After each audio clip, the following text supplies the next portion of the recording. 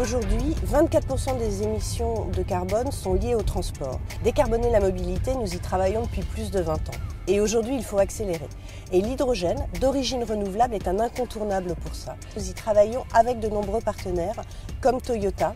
Ce dont on peut être certain, c'est qu'il n'y a jamais eu autant d'investissements pour décarboner cette mobilité. Alors, chez Toyota, nous avons fait le choix d'investir dans de multiples technologies. L'électrique à batterie, qui prendra une partie de cette mobilité, mais également une place centrale pour l'hydrogène. Il est particulièrement adapté à la mobilité lourde ou aux flottes intensives. Et puis il y a une autre solution qui est en cours d'exploration chez un certain nombre d'industriels de la mobilité, c'est l'hydrogène liquide dans les moteurs thermiques. Et chez Toyota, on y travaille ardemment, parce que ça sera aussi potentiellement une solution pour décarboner non seulement les véhicules du futur, mais également le parc roulant. Décarboner la mobilité, si je devais faire une analogie avec le sport, je penserais au triathlon. Parce que ça s'inscrit dans le temps long, ça demande une multitude d'expertise et beaucoup de résilience.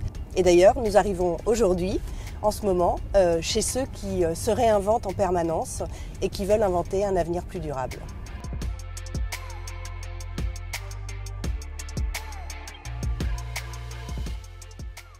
Bienvenue. C'est pour nous important de vous avoir avec nous. C'est clair que l'innovation, elle est au cœur de notre ADN, vous l'avez bien compris. On essaye d'ouvrir les jeux au maximum. Mais clairement, pour atteindre nos objectifs en matière de décarbonisation des jeux, le transport est au cœur véritablement des préoccupations. Il fait référence notamment aux 500 Mirail qui ont été annoncés pour transporter la flotte désaccréditée. Pour nous, c'est incontestablement un pas de côté par rapport à notre activité traditionnelle. Donc ça veut dire le dépassement de soi, un vrai esprit de partenariat. Parce que si les Jeux Olympiques et les Jeux Paralympiques sont une réussite, ça passe par un travail commun avec beaucoup d'ouverture d'esprit. On a un ADN de pionnier. On est engagé dans le développement de l'hydrogène pour la mobilité depuis des années ensemble. Mettre en place cet hydrogène d'origine renouvelable pour les Jeux, ça représente des vrais défis technologiques et d'infrastructure. Il va falloir le produire. Cet hydrogène d'origine renouvelable. Il va falloir continuer à servir nos clients existants tout en avitaillant la flotte des 500 Mirail pour les Jeux Olympiques et Paralympiques de Paris 2024.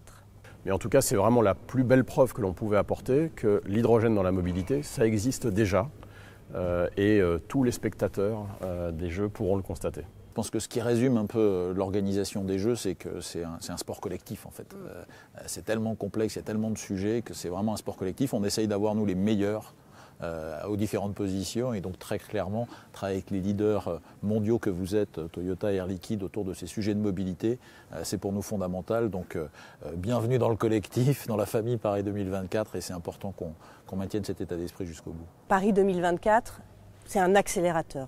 Et ce qui est important aussi, c'est qu'il y aura un héritage. Parce que toute l'infrastructure qu'on met en place, c'est quelque chose de durable et dont Paris et sa région pourront profiter après Paris 2024. Et moi, en tant que Parisien, je ne peux que me réjouir que Toyota soit associé aux meilleurs pour faire de cette fête la plus belle de l'histoire des Jeux. Que tout soit magnifié pour les Jeux et puis après pour l'avenir. Pour les Jeux et pour l'avenir. Ça, c'est une belle conclusion, je trouve.